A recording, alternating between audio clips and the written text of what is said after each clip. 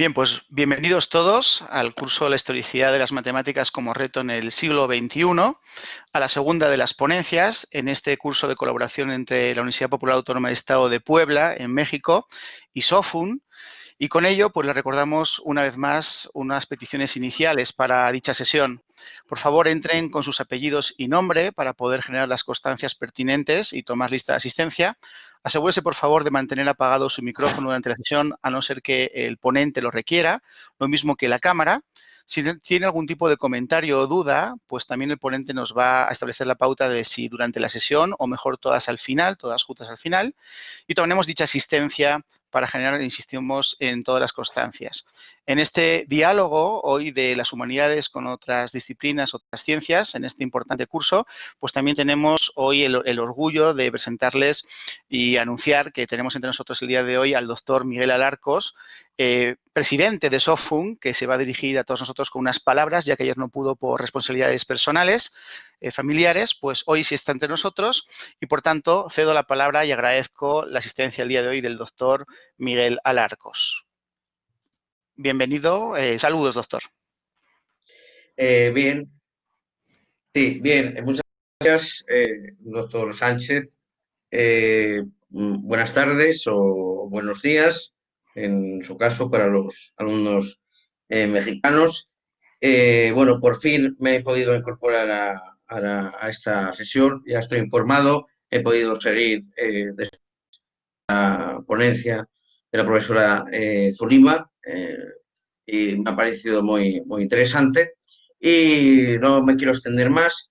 Hoy tenemos la segunda sesión con la ponencia del director del curso, el doctor Fernando Sánchez Las Heras, que va a hablarles de las matemáticas a través de la historia, ¿no? El recorrido histórico de las ideas científicas en el campo de conocimiento que consideramos las matemáticas. Bien, antes de cederle la vamos a hacer una mínima semblanza y lógica del ponente. Fernando Sánchez Las Heras es profesor ayudante doctor en el Departamento de Matemáticas de la Universidad. Su línea fundamental son los modelos matemáticos de aprendizaje automático, lo que coloquialmente podríamos denominar como inteligencia artificial. Así que, sin más prolegómenos, cedo la palabra al doctor Las Heras para que comience su sugerencia. Muy bien, pues muchas gracias. El título de la conferencia de hoy es Las matemáticas a través de la historia. Entonces, yo, como sugerencia de cara a un desarrollo fluido de la misma, recomendaría a los alumnos que en cualquier momento de la exposición pueden formular preguntas siempre y cuando sean preguntas muy directas relativas a lo que estamos exponiendo en ese momento o algún comentario puntual, pero preguntas muy relacionadas con lo que se expone, y al final ya podremos establecer un coloquio más abierto con preguntas ya más profundas, ¿vale? O sea, que sean solamente pequeñas aclaraciones, es decir, dejar las preguntas más largas o más de fondo para el final, si les parece bien a todos. Entonces, ahora voy a pasar a proyectar, ¿de acuerdo?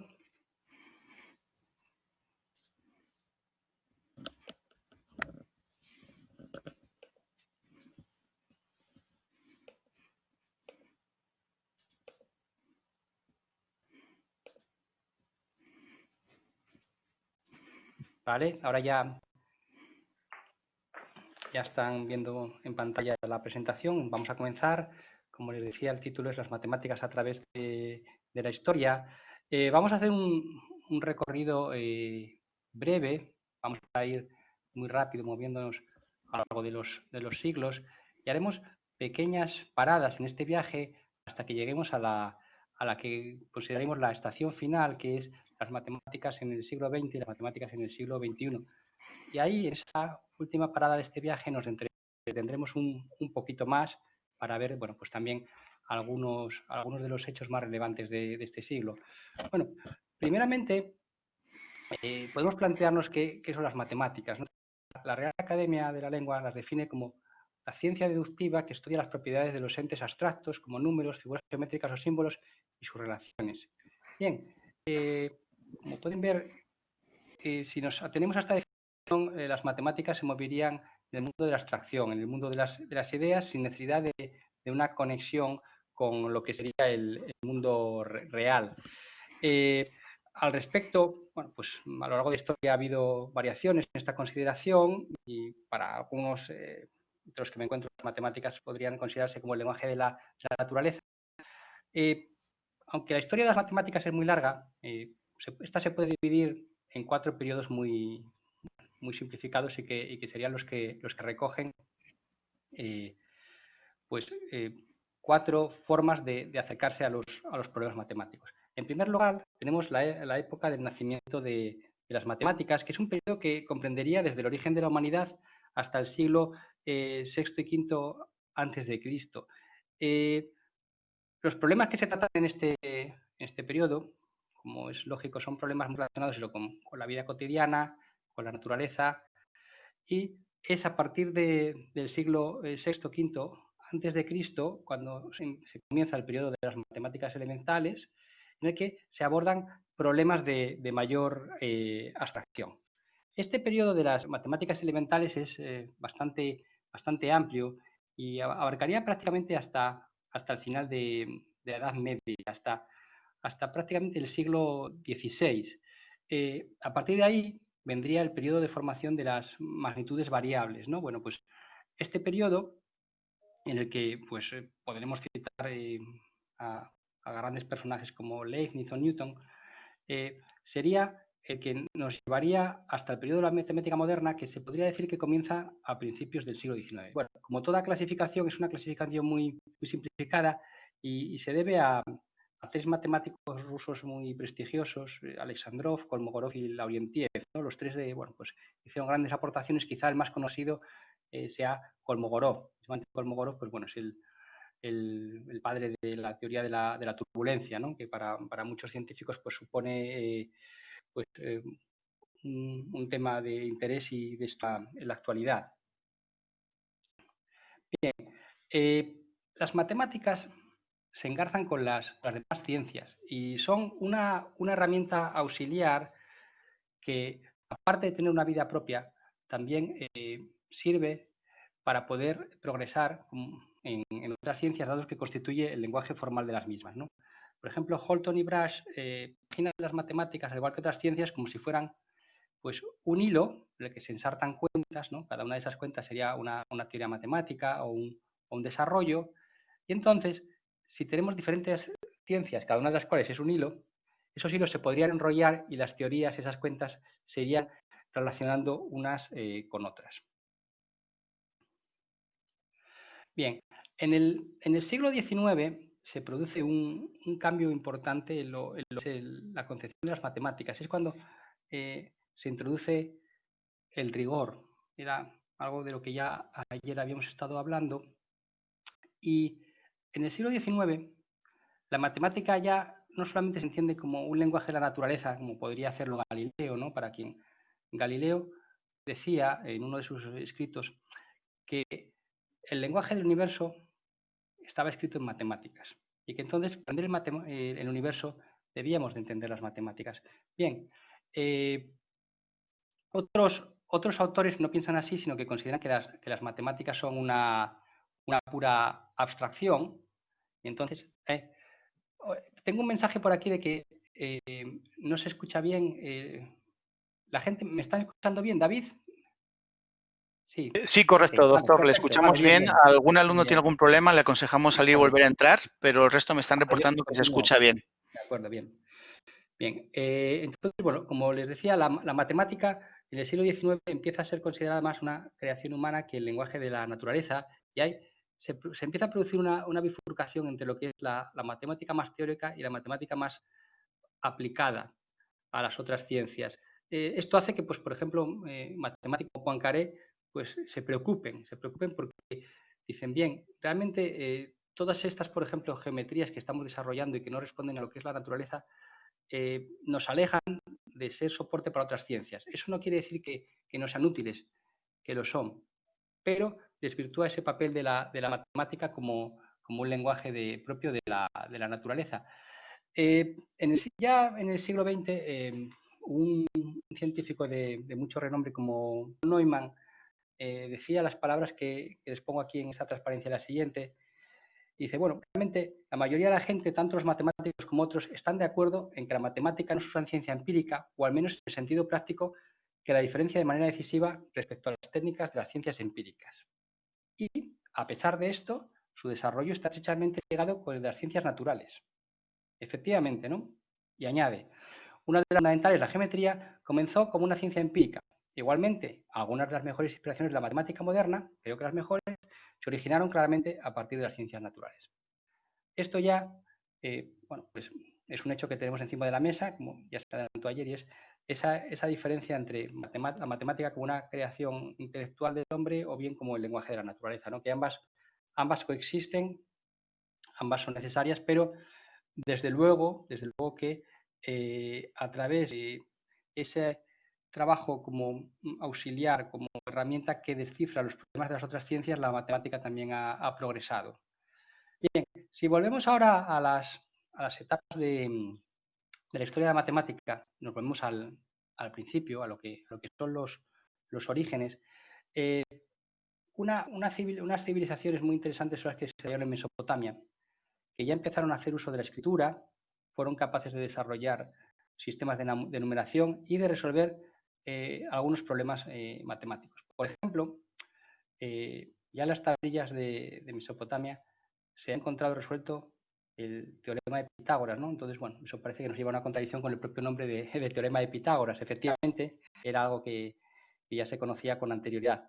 De hecho, los avances de las civilizaciones mesopotámicas son conocidos en la actualidad gracias a que, bueno, pues como hacían uso de tablillas de barro, muchas de estas se han conservado y se han podido interpretar. En Egipto, a través de los papiros, desde que se pudo traducir el contenido de la piedra Rosetta, se tuvo acceso al conocimiento del que disponían los egipcios. Entonces, una cuestión que se sabe acerca de la matemática egipcia y que, bueno, pues es natural que ocurriera en aquel momento, es que los egipcios, en muchas ocasiones, en relación a sus resultados matemáticos, no eran capaces de distinguir, o por lo menos no lo expresaban en sus escritos, entre resultados exactos y aproximados. Así, por ejemplo, esa fracción que les pongo yo aquí en la pantalla que dice pi igual a 256 partido de 31, que era una aproximación de pi que usaban los egipcios, da un valor de 3,16, 0,49, etcétera, ¿no? Hoy en día, bueno, los escolares aprenden eso de pi 3, 14, 16, o si queremos dar algún decimal más, pues eso de 3, 14, 15, 92, 6, 5, 4. Efectivamente, pi no es 3,16, pero los egipcios usaban esta fracción. Y, de acuerdo a sus escritos, ellos no hacen ninguna diferenciación entre que nos haga ver que esto que ellos expresan ahí es un resultado aproximado en vez de un resultado exacto. Una cosa que para cualquier escolar de hoy en día le resultaría muy sencillo es, dado x, una incógnita, más a por x igual a b, despejar x. Bueno, pues los egipcios fueron los primeros capaces de hacer esto. Pero algo muy importante que hemos de tener en cuenta es que, al igual que los egipcios no escribían, no usaban nuestro alfabeto, tampoco expresaban las ecuaciones de la misma manera ni los números, sino que usaban sistemas que para nosotros hoy en día, digamos que se nos antojarían mucho más complicados. Hay un resultado que es sorprendente dentro del desarrollo de la matemática en Egipto, y es que ellos fueron capaces de calcular el volumen de un tronco de pirámide sin que hasta el momento se sepa cómo lo hicieron, ¿no? Bueno, es una fórmula que por cálculo integral es relativamente sencilla de obtener, pero ellos la conocían, es la fórmula que les pongo aquí, y no se sabe de dónde ha salido, ni tampoco se sabe si para los egipcios esta era, como así es, una fórmula con un resultado exacto, o consideraban que era una aproximación suficientemente buena de cuál sería el tronco de la pirámide. Bueno, con los egipcios y los mesopotamios y las civilizaciones mesopotámicas que hicieron un uso, digamos, utilitario de las matemáticas, continuamos este viaje en el tiempo y nos ponemos ya en Grecia. Los griegos en parte idealizaron el conocimiento matemático de los egipcios, es decir, les dieron más peso teórico, más valor a la matemática egipcia de la que realmente tenían. Es en Grecia cuando la matemática se desarrolla como una ciencia ya independiente de las demás. Existen tres problemas clásicos que quizá hoy en día bueno, nos parezcan relativamente sencillos o abordables, pero que para los griegos les resultaban de gran interés. El primero de estos tres problemas clásicos es el de la duplicación del cubo. ¿En qué consiste este problema? Pues bueno, pues esto surgió además dentro de un contexto religioso por una necesidad, no voy a entrar ahora en detalles porque aquí sabe mucho más de esto que yo, por una necesidad de duplicar el volumen de un altar. Entonces, dado un cubo de lado L, vamos a decir 1, querían obtener el cubo cuyo volumen fuera el doble. Entonces, para eso necesitaban saber el lado. Bueno, estos tres problemas de la matemática griega clásica se tenían que abordar, se tenían que resolver haciendo uso únicamente de regla y compás. Y efectivamente, si yo hago que el lado sea la raíz cúbica de 2, ese altar tendrá un volumen que es el doble. Pero con regla y compás no es posible obtener este resultado.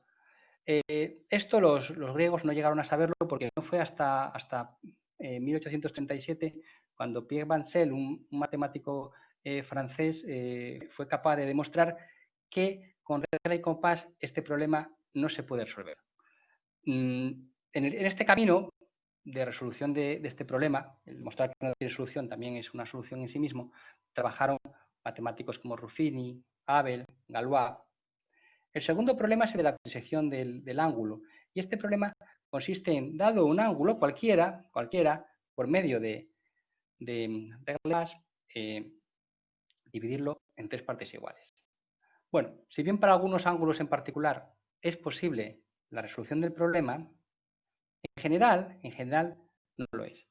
Y esto también lo demostró Pierre Bancel, que no era posible. O sea, fíjense ustedes, hasta el siglo XIX estos problemas habían quedado abiertos, ¿no? Y vamos al tercer problema, que es muy famoso de título, ¿no? Que es la cuadratura del círculo, que sería, bueno, pues dado un círculo de radio R, ¿cuál es la longitud del cuadrado que tiene la misma área que el círculo original?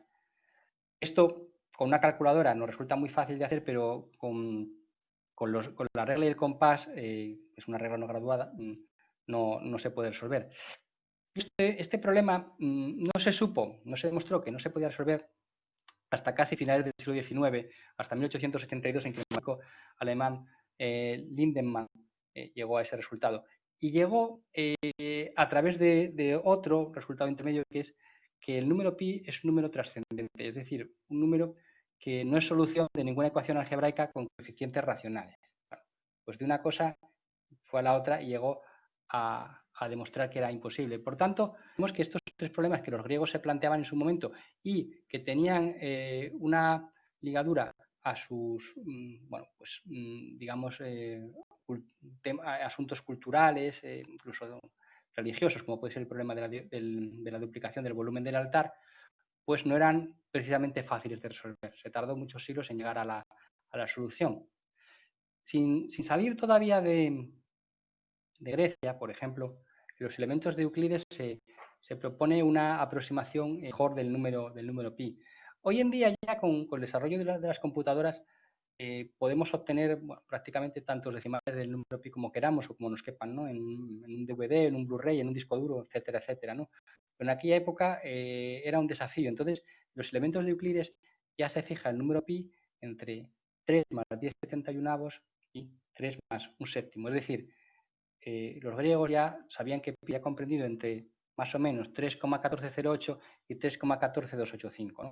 Bueno, valores bastante cercanos y que ya se van aproximando al número pi que nos enseñaron en el colegio. Sobre las matemáticas en Roma no voy a hablar porque evidentemente también tuvieron algunos avances, pero el uso que hicieron los romanos de las matemáticas fue utilitarista. Cogieron el conocimiento precedente que existía, sobre todo a través de Grecia, y lo aplicaron para sus grandes obras públicas, para la contabilidad del imperio.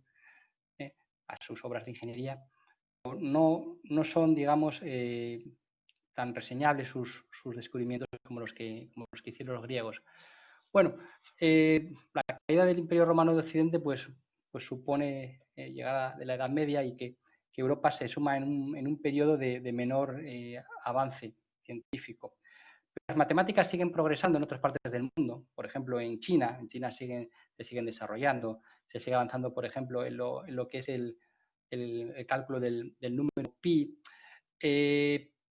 Realmente, una cosa que ocurrió con los avances obtenidos en China, también en Japón, es que bueno, pues conocimientos matemáticos que en Occidente se producen en el siglo XVIII se habían producido igual algunos años antes en China o en Japón, y dada la menor conexión, menor comunicación entre ambos mundos en aquella época, pues permanecían ocultos y se redescubrían en otra parte del mundo, ¿no?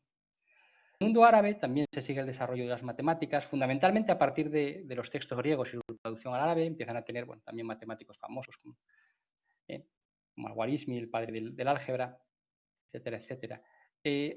A mí hay un matemático que me llama mucho la atención, que es Fibonacci, o Leonardo de Pisa, de quien ya se habló ayer. Y ven ustedes aquí una sencilla ecuación, ¿no?, polinómica, como x cubo más 2x cuadrado más 10x menos 20 igual a 0. Él fue capaz de obtener con una de las raíces, la raíz real, la única raíz real que tiene esta ecuación, con 9 decimales de precisión. Esto es algo que hoy en día, bueno, pues no nos sorprende. Evidentemente lo podríamos hacer con un ordenador, prácticamente con una hoja Excel y un poquito de intuición. Cualquier persona podría llegar a un resultado parecido. Por ejemplo, en una asignatura que imparto en segundo curso de un grado, yo les enseño a los alumnos una serie de metodologías que permitirían obtener este resultado de una manera muy sencilla. De hecho, para esto como problema de examen para ellos les sería muy fácil, ¿no?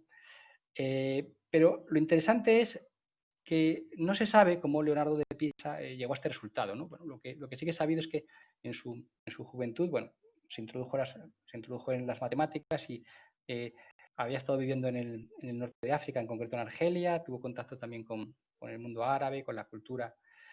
Y nadie sabe de dónde salieron los métodos que usó Leonardo de Pisa para llegar a este resultado. Y esto, hacerlo a mano y sacar 9 decimales, no es fácil. Y es que además, hoy en día, existen una serie de conocimientos ya cimentados y métodos que nos llevarían al resultado, ¿no? Pero sin tener esos conocimientos y esos desarrollos previos, él fue capaz de hacerlo, ¿no? Realmente, además, también una cosa que muchas veces no nos damos cuenta es que la notación que se empleaba en aquella época para la expresión de las ecuaciones es bastante diferente de la que se usa ahora. Se usaba en la época medieval mucho la expresión retórica de las ecuaciones, es decir, describirlas como una frase, lo cual, imagínense la complicación que puede suponer eso para efectuar cálculos, ¿no? De hecho, no es hasta la época de Nicolás de Oresme, en el siglo XIV, cuando se empieza con la representación gráfica de funciones de una forma que podemos decir que, bueno, que es en parte similar a lo que hacemos hoy en día, ¿no? El siguiente periodo de las matemáticas, que es el de las magnitudes variables, es un periodo de gran interés, en el que, bueno, sería imposible abarcarlo, ¿no? Daría para más de una charla. Hay avances de todo tipo, ¿no? Pues, por ejemplo, Kepler, Napier, Briggs se dedican a realizar logarítmicas. Las tablas logarítmicas hoy en día, bueno, son nuestra calculadora, ¿no? O sea, ¿por qué les digo que son nuestra calculadora? Porque antiguamente, antes de que existiesen las calculadoras, tal y como las conocemos hoy en día, a través de las tablas logarítmicas se podía simplificar la forma de efectuar cálculos. Por tanto, disponer de unas tablas logarítmicas completas era de gran interés. Un libro muy importante es El principio de matemática de Newton, publicado en 1687. Fíjense ustedes que, bueno, lo publicó a iniciativa de Edmund Halley, quien estaba muy interesado en que Newton lo publicase. Y Newton no quería, por una parte porque no quería mostrar sus conocimientos, por otra parte porque, bueno, tampoco estaba seguro de ellos. Y en este libro, que realmente tiene volúmenes, en concreto 3, recoge descubrimientos de mecánica, de cálculo, y bueno, pues digamos que supone uno de los pilares de la ciencia moderna, ¿no? Relaciona matemáticas con física de una forma muy interesante y que, bueno, pues que cimenta lo que posteriormente ha sido la mecánica clásica, ¿no? Otra obra de interés es el libro de Raphson, Análisis de ecuaciones universales, en el que bueno, se muestran una serie de métodos de operación que hasta aquel momento eran desconocidos y que se siguen usando hoy en día, por ejemplo, el método de Newton-Raphson. Y en esta época surge el cálculo infinitesimal, ¿no? Pues que este cálculo es una herramienta científica y tecnológica de primer nivel, muy utilizada en la actualidad en lo que son las ciencias físicas, por ejemplo, las ciencias naturales. Existe una agria discusión, quizá todavía no terminada, acerca de la paternidad del cálculo infinitesimal, si fue Newton o fue Leibniz. Parece ser, quizá lo más justo sea decir, que el desarrollo lo realizaron ambos de manera independiente y que, si bien Newton tenía sus escritos ya hechos, no conocía los de Leibniz y Leibniz terminó en publicarlos. De todas formas, aunque Newton tenga más fama, en la cuestión de notación, en cómo se escriben las cosas, podemos decir que lo que escribimos hoy en matemáticas se parece más a lo que escribía Leibniz que a lo que escribía Newton. Y por último, para cerrar esta etapa, me gustaría citar un libro de Gauss, el Theorica Motus Corporum, que se centra en el cálculo de órbitas de cuerpos celestes. Entonces, pone encima de la mesa, este libro que es de aproximadamente 1808, pone encima de la mesa una serie de herramientas de gran interés y que mejoran todas las que existían hasta ese momento. Bueno, realmente con esta introducción tan breve estamos ya llegando prácticamente al siglo XX, ¿no? Al periodo de la matemática moderna. Yo aquí voy a destacar algunos pequeños avances. Ahora están viendo ustedes aquí a la derecha de la imagen un gráfico quizá un poco mareante, que ahora les explicaré lo que es, ¿no? En primer lugar, aunque no sea un desarrollo propiamente matemático, me gustaría destacar el desarrollo de las computadoras, porque creo que sin ellas sería imposible entender toda la matemática que ha venido y todo lo que ha ocurrido en la matemática del siglo XX, ¿no? A continuación, aunque puedan ser estos cuatro avances que propongo esta transparencia, puedan ser en parte, digamos, anecdóticos, dada la gran cantidad de avances que se producen en el siglo XX, me gustaría citarlos porque yo creo que son muy representativos de lo que supone la matemática moderna. Por ejemplo, el método de Monte Carlo. Fíjense ustedes en la imagen que están viendo en la parte derecha de la pantalla. Tenemos un cuadrado, dentro del cuadrado dibujado un círculo que está sombreado en gris. Bueno, lo que se propone aquí hay un pequeño programa de ordenador funcionando que lo que hace es, aleatoriamente, dando una coordenada x e y, comprendidas ambas entre -1, crea un punto. Bien, si ese punto cae dentro del círculo, se dibuja rojo. Si cae fuera, se dibuja azul. Bueno, teniendo en cuenta que yo sé cuál es el área de un cuadrado de lado 2, ¿no? 2 por 2, 4, 4 unidades. Si yo cuento cuántos puntos se representan en rojo y cuántos se representan en azul, podré saber cuál es el área del círculo que está inscrito. Y despejando, operando, se podrá saber, por tanto, cuánto vale pi. Se podría obtener una aproximación de pi, por ejemplo, ¿no? Bueno, pues es una forma moderna que se apoya en los computadores y que nos permite efectivamente eso, ¿no? El poder pues aproximarnos a ciertos cálculos de complejidad. Este método, el método de Monte Carlo, lo desarrollaron 3 científicos allá por el año 1944, cuando estaban trabajando en el proyecto Manhattan, ¿no? Yo me los imagino enseñándole a sus colegas este método y los colegas diciéndole, dejadnos en paz que estamos muy ocupados acabando la bomba atómica, ¿no? Y bueno, es un método que se usa mucho y es de gran utilidad y la concepción es extraordinariamente sencilla, ¿no?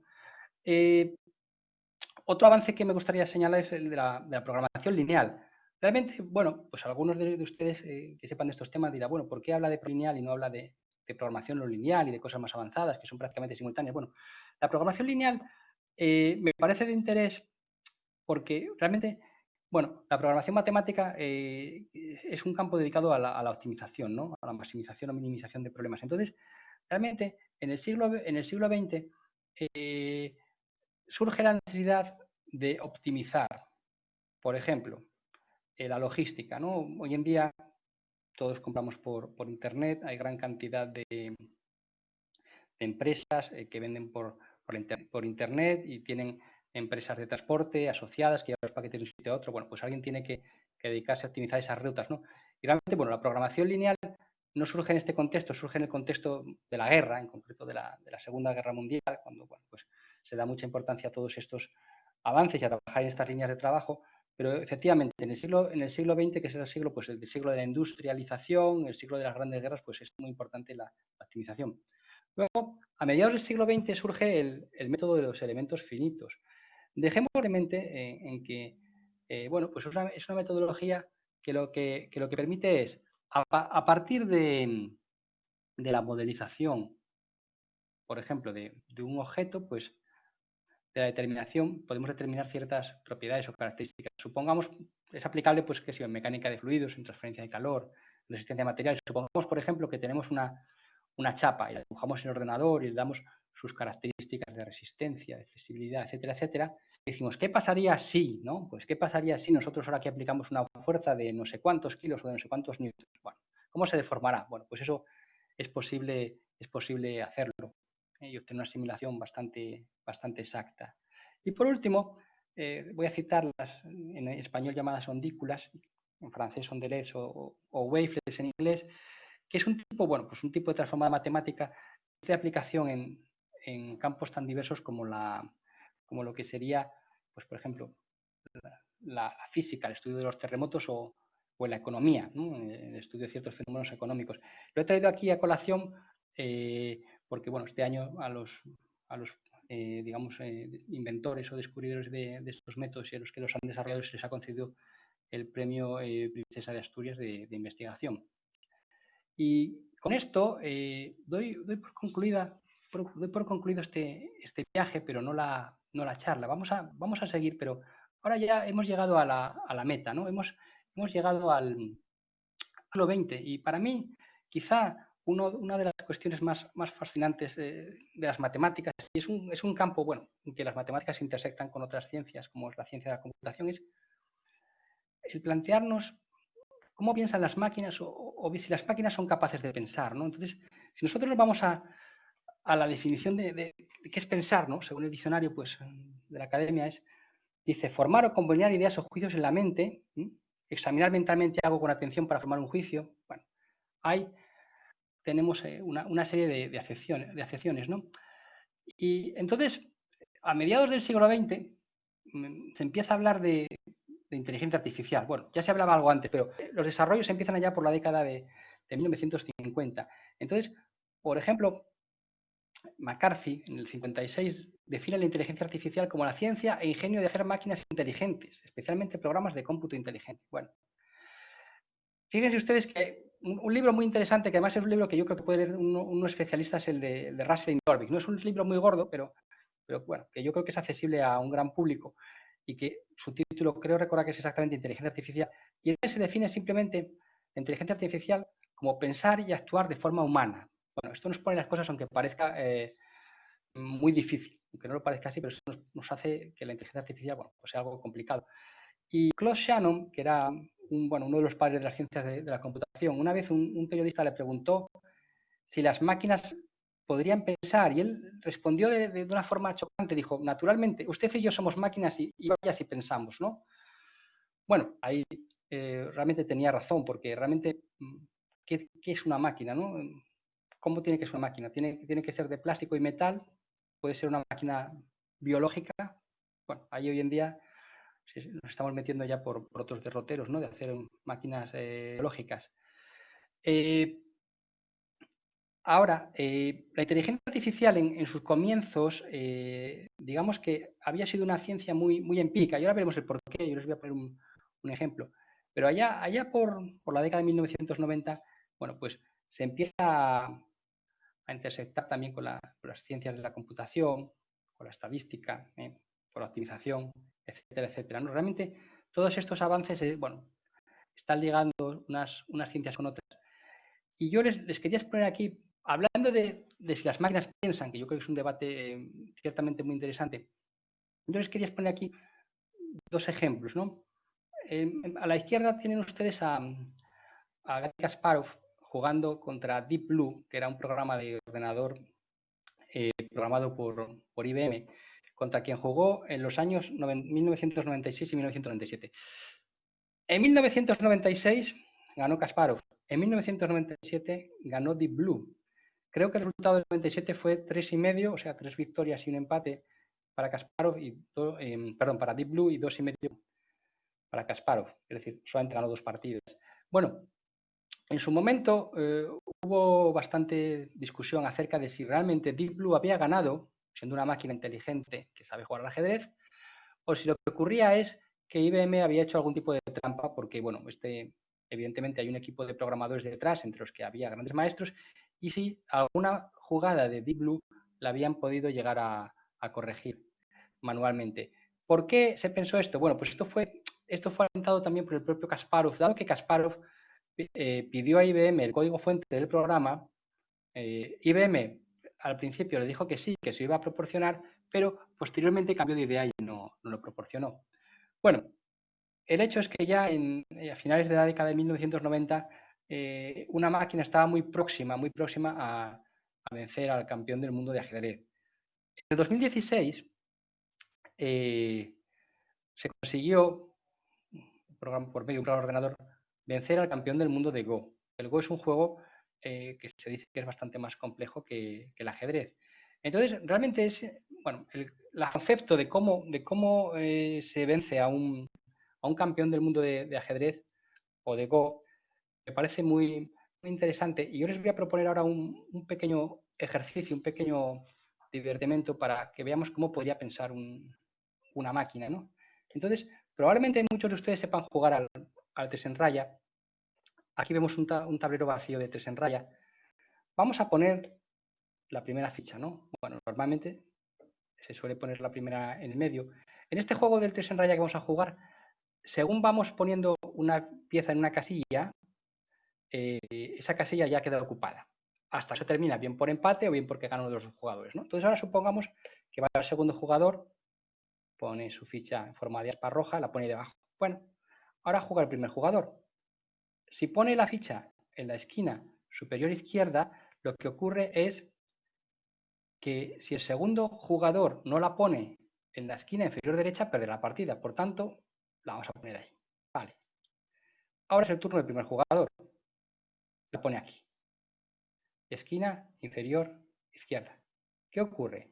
Que el segundo jugador tiene un problema y es que haga lo que haga, ha perdido la partida, porque si la pone aquí, el jugador la pone en la esquina superior derecha y ya ha ganado la partida.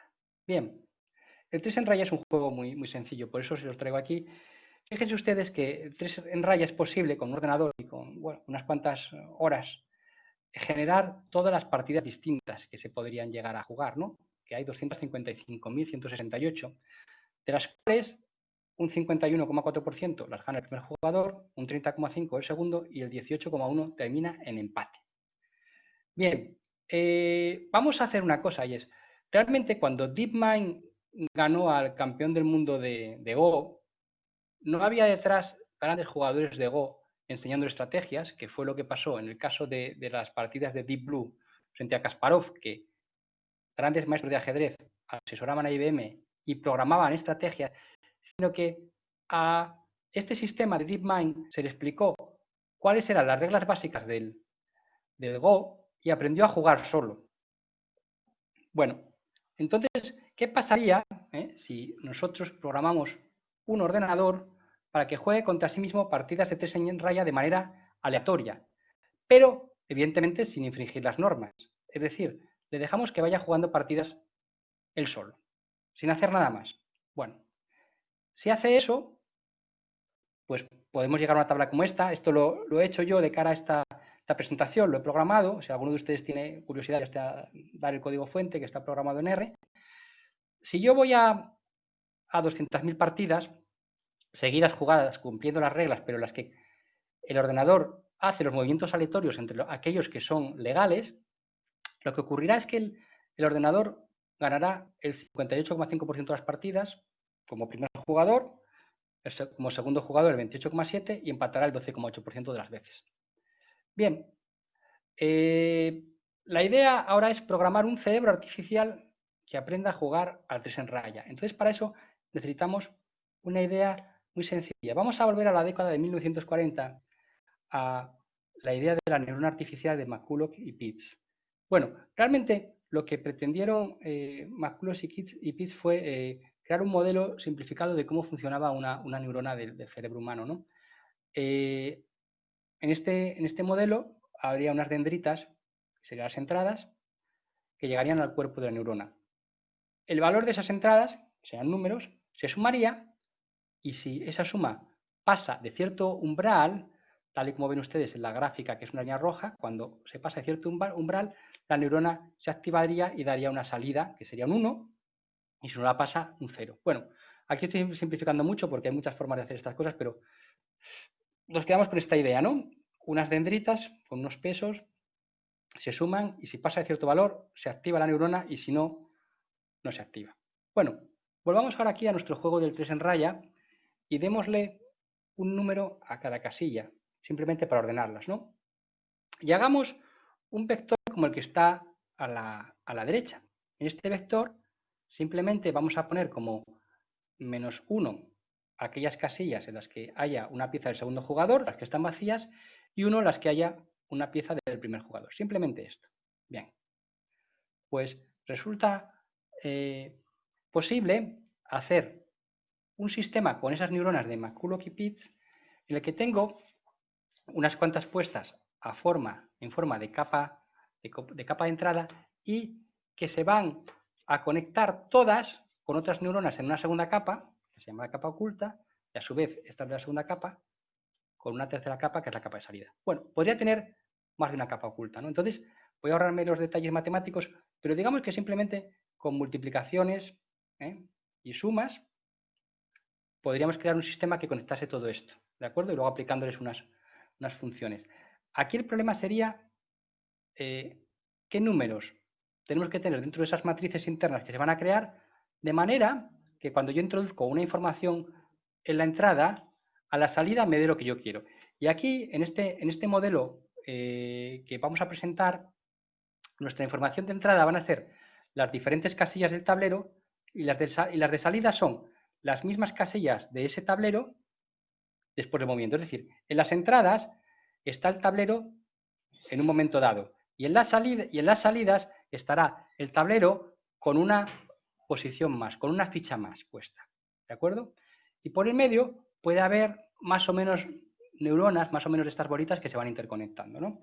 Como esto que les voy a ir mostrando yo en figuras sucesivas para que vean distintos modelos con más o menos bolitas de neuronas, ¿no? Evidentemente, aquí hay muchas menos neuronas de las que tiene el cerebro de una mosca.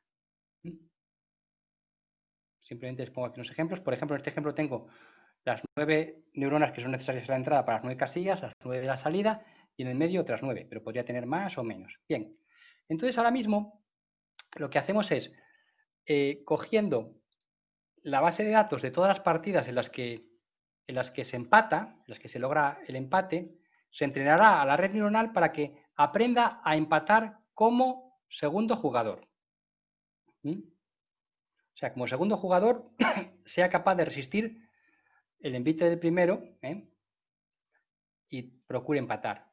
Bueno, esto lo he realizado con diferentes arquitecturas de red, no voy a entrar en los detalles, pero simplemente haciendo que la información pase más o menos veces y digamos que teniendo una mayor o menor tolerancia al error y poniendo más o menos neuronas, y se obtienen unos resultados que, bueno, pues hacen que este pequeño cerebro se vea que puede obtener resultados interesantes, ¿no? Por ejemplo, aquí tenemos un parámetro que es el número de repeticiones, que pasa una cosa rara. Lo quiero dejar así, aunque me daba esto que era un poquito raro, para que vean, simplemente para indicarles que, bueno, pues esto no es una ciencia exacta de momento.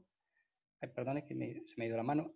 Para que vean que, bueno, pues el mayor porcentaje se da para 30 repeticiones, para un valor intermedio de umbral y para un número de neuronas intermedio. Entonces, simplemente esto que son unos detalles técnicos con los que no les pretendo aburrir, lo que les querría decir es que este cerebro es capaz de empatar entre el 70 y el 85% de las partidas. Y para cada uno de los modelos, estos porcentajes se alcanzó después de realizar 50.000 juegos, 50.000 partidas, con unos tiempos para la generación de los modelos entre 220 segundos y 6.400, o sea, por todos estos tiempos por debajo de 2 horas. Por tanto, esta máquina, en mi opinión, luego podemos discutir ustedes qué opinan, es una máquina inteligente que es capaz de aprender a jugar y sin que nadie le haya programado las reglas para ganar entre 6 rayas, sino solamente los movimientos válidos, conociendo los movimientos válidos y generando una base de datos. ¿Qué pasa? Ustedes también se pueden preguntar, vamos a ver, pero ¿hay alguna posición intermedia en la que puedo estar sugiriendo un movimiento que me lleve igualmente a victoria, que a empate, que a derrota? Efectivamente, si refinásemos esa base de datos, se mejorarían la capacidad de empate del modelo que se ha propuesto. Y bueno, otra pregunta que sería muy lógica que yo me formularía es, ¿puede a la vez esta misma red aprender a ganar y empatar? ¿Y qué pasaría si hacemos que en vez de jugar contra un modelo aleatorio, jugase contra otra red entrenada para ganar como primer jugador? Y si esas dos redes las combinamos, ¿podrían entrenarse y mejorar? Es decir, ¿podría una inteligencia artificial hacer que otra mejore? La verdad que hay muchas preguntas, ¿no? Algunas de las cuales podré responder y otras son todavía preguntas abiertas. Y ya, por último, la más complicada de responder es si con esta red seríamos capaces de jugar al tercer raya y de reconocer objetos en imágenes, ¿no? Esto es, digamos, lo que se llamaría la inteligencia artificial general, que es en lo que se está trabajando hoy en día, en lograr que un solo sistema sea capaz de ser multitarea, tal y como somos los humanos, que con un mismo cerebro pues somos capaces de hacer muchas cosas, bien o mal, pero de hacerlas. Bueno, y con esto concluyo ya esta charla. Solamente me queda agradecerles la atención que me han prestado y quedo a su disposición para las preguntas que quieran formularme. Muchas gracias, doctor, por su magnífica exposición y recorrido de la historia de la humanidad. Supongo que muchos, los aquí presentes, pues hemos estado incluso yo calentando la mente, ¿no? Como empezaron a pasar muchas cosas por mi cabeza desde la mención que hizo del propio Pitágoras o teorema de Pitágoras en Mesopotamia. Yo desconocía ese dato. Y ese va a mis clases automáticamente porque me toca explicar la clase de por la tarde, precisamente Mesopotamia, ¿no? Y me parece interesantísimo ese tipo de información. Y para abrir una ronda de preguntas, si me permiten, por favor, dentro de mi desconocimiento del área, me ha resultado muy llamativo también esta parte final vinculada incluso a investigaciones del siglo XX-XXI. Y quería preguntarle al respecto de esa inteligencia artificial y genio creador.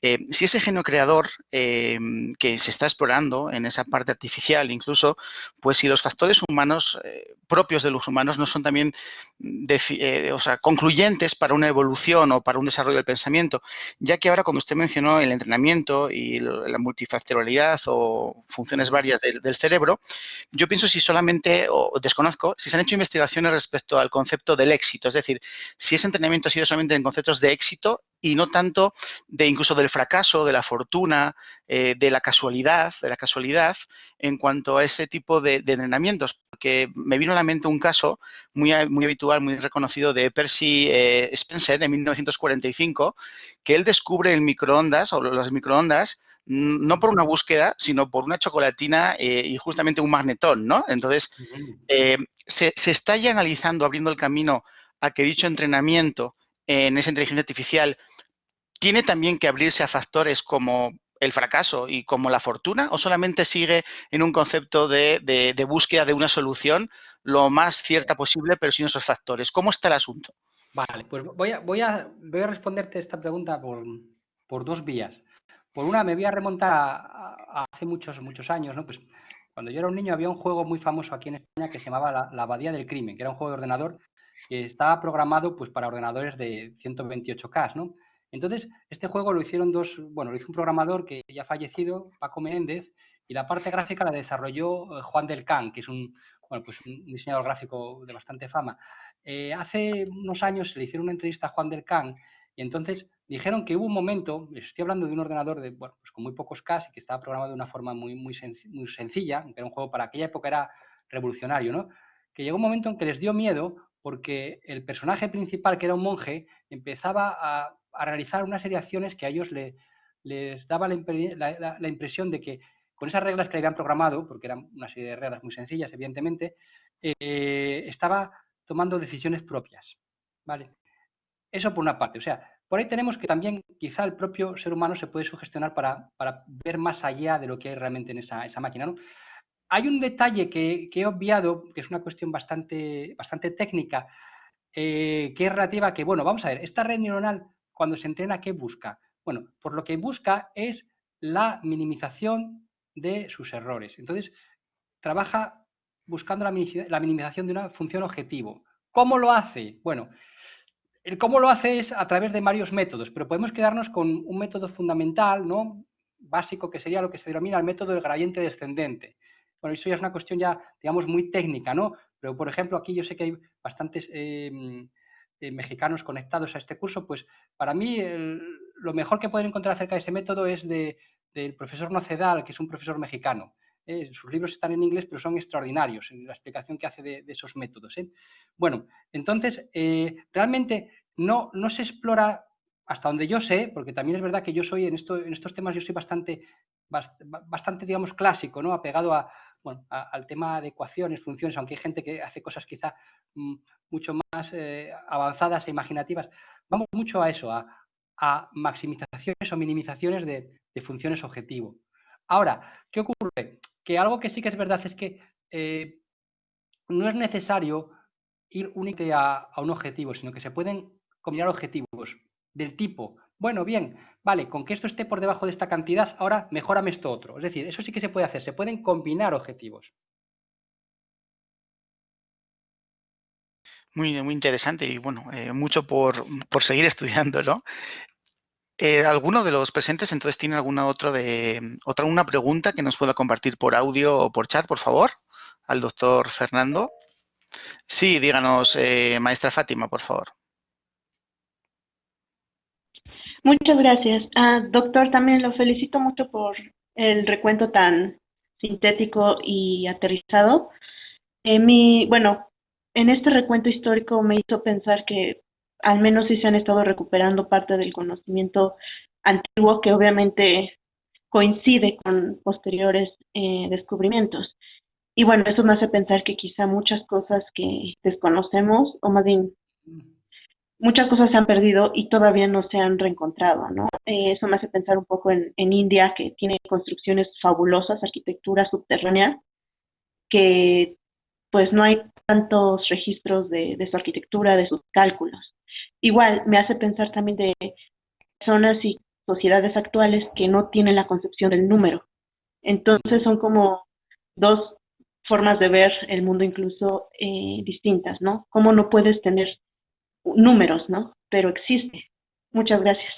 Sí, sí, efectivamente tiene usted razón. Además, hoy en día es lo que dice, que muchas veces ya no es tanto incluso que se pierda el conocimiento antiguo, sino también es que hoy en día el conocimiento resulta inabarcable, ¿no? Hay un libro de Humberto Eco que se titula Cómo hacer una tesis doctoral, que es un libro de la década de los 70, en el que previene a los estudiantes de doctorado del peligro de las fotocopias, ¿no?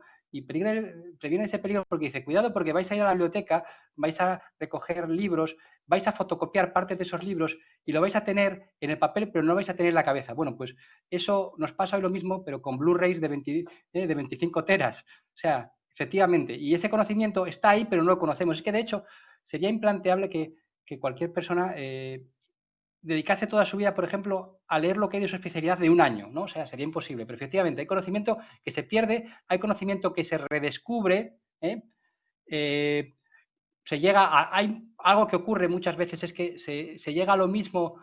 Hay dos cosas. Primero, que conocimiento que se pierde y se vuelve a descubrir.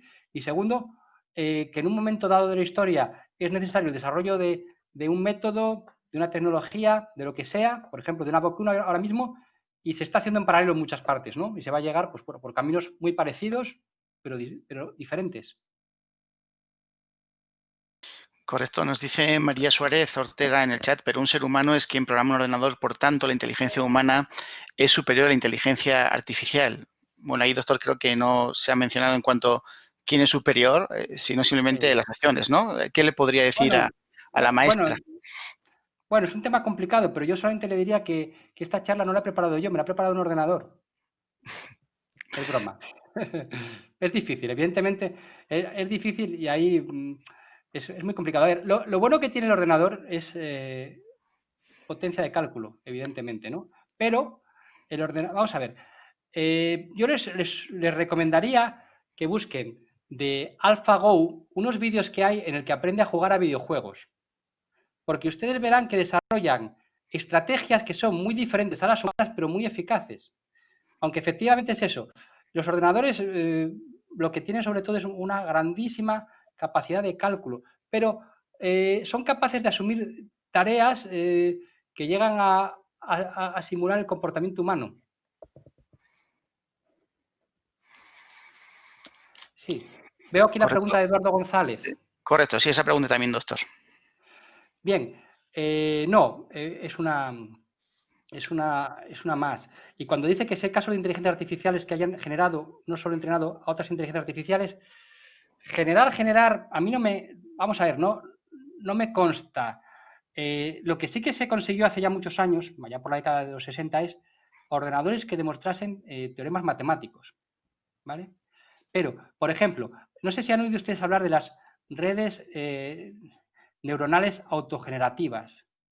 Las redes neuronales autogenerativas son, por ejemplo, capaces de crear caras de personas que no existen, paisajes que no existen, y entonces, dentro de las redes neuronales autogenerativas, hay esa idea que expuse yo ahí de una red que entrena a otra. Entonces, ¿qué hace una red? Una de las redes crea esas caras o esos paisajes y la otra trata de diferenciar las que son reales y las que no.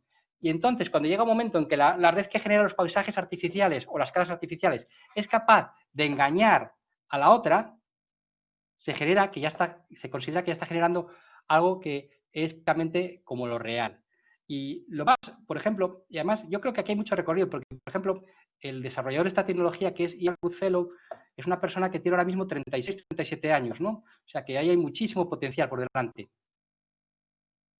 Bueno, veo ahora una pregunta Correcto, una pregunta de Macho Iglesias, se la leo, doctor. ¿Usted cree que se podrá representar la inteligencia artificial general sin el conocimiento del cerebro humano? Ya podemos entender una conexión relativamente pequeña de neuronas, pero el conjunto de cerebros sigue sin estar comprendido. ¿Cree que se podrán combinar diferentes tareas para que la inteligencia artificial pueda representar a un humano? Gracias por la presentación tan interesante. Vale, pues Mateo, muchas gracias. Yo estoy convencido de que sí que vamos a ser capaces de generar sistemas que sean capaces de realizar varias tareas. Ahora, veo muy difícil que nuestra generación vaya a conseguir simular el cerebro humano. Les digo por qué. Hace poco IBM consiguió generar una red neuronal que tenía tantas neuronas como el cerebro de una mosca. No les voy a decir cifras de cuántas tiene el cerebro de una mosca porque no me acuerdo, pero el cerebro del ser vivo más sencillo anda por las 200 y pico neuronas. Y el de las moscas, pues que andaba del orden de millones. O sea, yo creo que tecnológicamente va a ser imposible. Ahora bien, la tecnología de las redes neuronales estuvo dormida durante bastantes décadas porque los ordenadores no eran capaces de realizar los cálculos con la suficiente rapidez.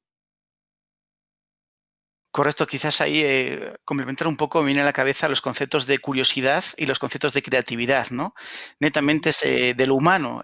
Incluso hay una serie de pruebas ahora, simulaciones, donde equipos informáticos, a través de una gran base de datos, ha podido reproducir obras, por ejemplo, del periodo impresionista, ¿no? O sea, ha podido crear un nuevo cuadro como si fuese creado en época impresionista, pero está reproduciendo patrones combinados, no está creando. No está proponiendo un nuevo estilo o movimiento artístico, ¿no? Y yo creo que esa curiosidad, la curiosidad del humano y la creatividad son partes del genio creador que serían quizás más difíciles de poder plasmar en una inteligencia artificial, ¿no? Y son netamente del propio humano en sus dimensiones, ¿no? Y con ello, una última pregunta, y también al doctor Alarcos está pidiendo la palabra. Última pregunta de Enrique Díez Alonso. ¿Cree que la tecnología de los ordenadores cuánticos traerá la revolución en la inteligencia artificial? O sea, un Matrix o algo así parecido. Sí, sí.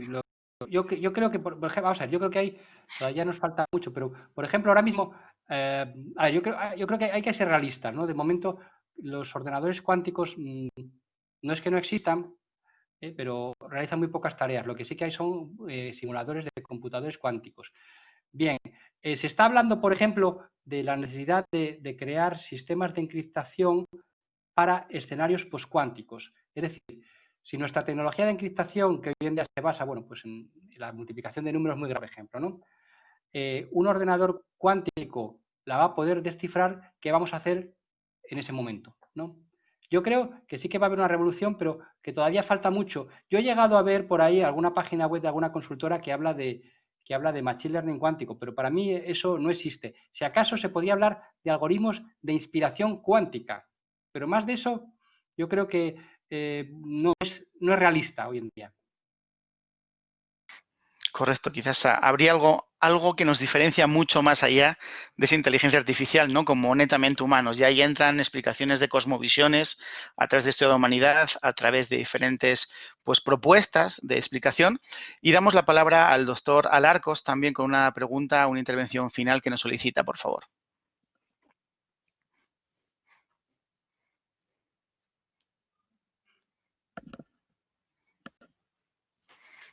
¿Nos escucha, doctor Alarcos?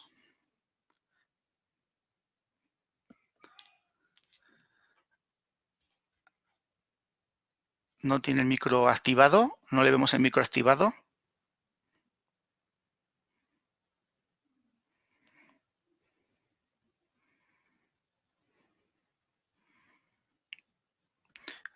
¿Nos escucha? ¿Probando? Doctor Alarcos. Sí, bueno, parece que no nos escucha en este momento. ¿Alguna pregunta mientras el doctor Alarcos quizás tiene un problema de micrófono? ¿Una pregunta final para darle tiempo?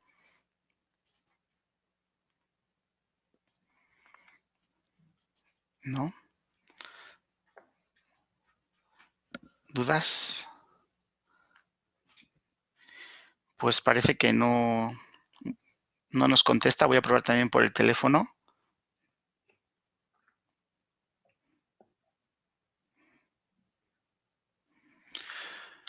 Bueno, pues parece que no contesta en estos momentos.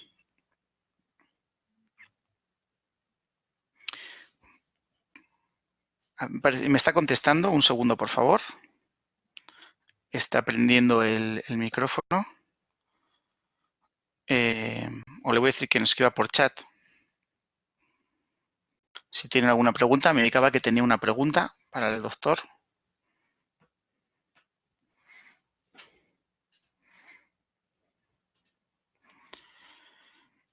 De hecho, bueno, hemos hecho bastantes teorías interpretativas fílmicas, ¿no? de esa inteligencia artificial y nos encanta, ¿no? Es un mundo atractivo donde quizás la respuesta final somos nosotros mismos, ¿no? Más que un programa informático, ¿no? Somos nosotros mismos. De hecho, ese juego que ha mencionado, tan curioso, donde también bien decía el concepto de ¿sería así o sería eso? Sí, o sería un concepto de que yo proyecto ese pensamiento, ¿no? Que no es real en ese momento, ¿no? Pero bueno, todo hay que investigarlo y seguirlo. No sé si tendrá problemas ahora mismo, sigue teniendo problemas en cuanto al audio el doctor, no nos puede recibir. A ver si que me dice. Ok. Me dice que no tiene, en estos momentos tiene problemas de acceso, por lo tanto, pues finalizaríamos aquí la ponencia agradeciendo justamente al doctor Fernando desde España que nos acompaña el día de hoy por tan buena información pues concentrada en tan poco tiempo realmente, pues lo cual es también digno porque a veces tantos conocimientos concentrados en muy poco tiempo son muy difíciles de accionar o de relacionar, y también pues con el apoyo de la inteligencia artificial de los equipos informáticos que nos ha mencionado, pues las ondas electrónicas en este tipo de pandemia, pues hemos podido concluir. Les agradecemos la asistencia y reitero el agradecimiento al doctor Fernando también como director del presente curso, y les animamos a la comparecencia del día de mañana con la siguiente sesión. Y recuerden que van a estar disponibles las sesiones lo antes posible en las redes digitales para que puedan revisarlas, para que puedan poder revisar o consultar y vayan pensando en esos trabajos también. Yo creo que el doctor le cedo la palabra finalmente para que también anime a los presentes a ir pensando temáticas, ir pensando temas para una acreditación con mayor número de horas, pues de los temas que se van exponiendo, ¿no? Una invitación final a todos. Efectivamente, sí. Para conseguir el certificado de las 10 horas adicionales, les propone un trabajo relacionado con alguna de las temáticas del curso. Tienen ustedes que mandar primeramente la temática y luego desarrollarlo con el límite de palabras que les indicamos en la normativa del curso.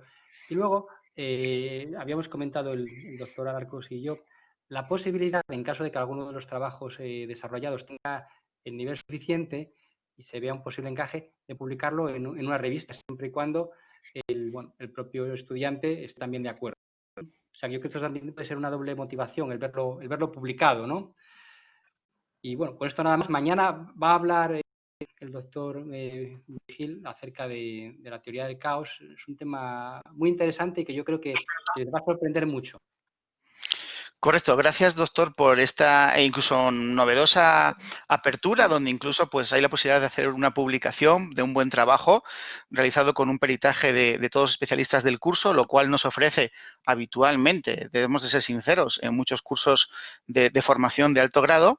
Y ahora pues justamente aprovechando esta extensión de este comentario, pues el doctor Alarcos ha podido conectar el micrófono y le cedemos la palabra, pues ahora sí como cierre, con ese comentario final que nos quería compartir. Adelante, doctor. Bien, perdón por los problemas de conexión. Bueno, yo realmente preguntas no tengo al doctor Las Heras, pero simplemente quería felicitarle porque me ha parecido un